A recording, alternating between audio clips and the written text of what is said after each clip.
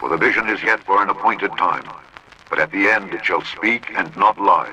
Though it tarry, wait for it, because it will surely come. It will not tarry.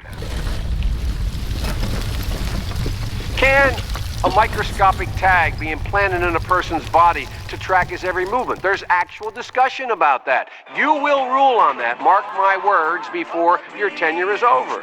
I don't think it's going to be that far away, man. I think once it gets going, the problem is, the way Elon was explaining it, you're going to have such a competitive advantage if you have this chip. Once the haves have a fucking Neuralink information... Imagine literally learning everything I know, everything I've spent my whole life studying, just downloading your brain in a second. Yeah. If you could do that electronically, where you're not juicing yourself up with amphetamines, but instead you're enhancing all the capabilities of your entire neural network.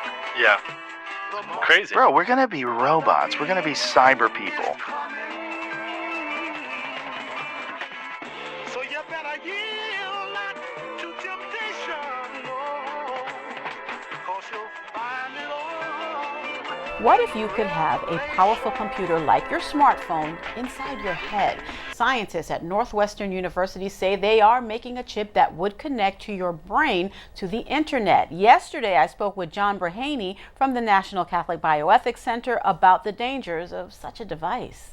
Everybody is going to be worried not only about safety but reliability over time. And then I think the next thing that we would worry about is this going to make some people or some groups more powerful in all they can know and what they can do? It seems to me that's a danger, but also I think we ought to be paying attention to the dangers of ourselves being monitored, maybe even controlled.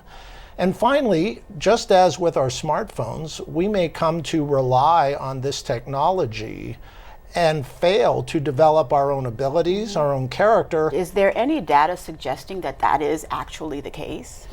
Well, I'll tell you, I don't think people have done enough research with the chips yet. I think there's a lot of research that is ongoing right now with smartphones. So around 2030, I would say that by then, definitely the smartphone as we know it today will not anymore be the usual kind of the most common interface. Wow. Many of these things will be built directly into our bodies. And I think it's an interesting, almost parallel example. It's not in our head, but they are in our hands.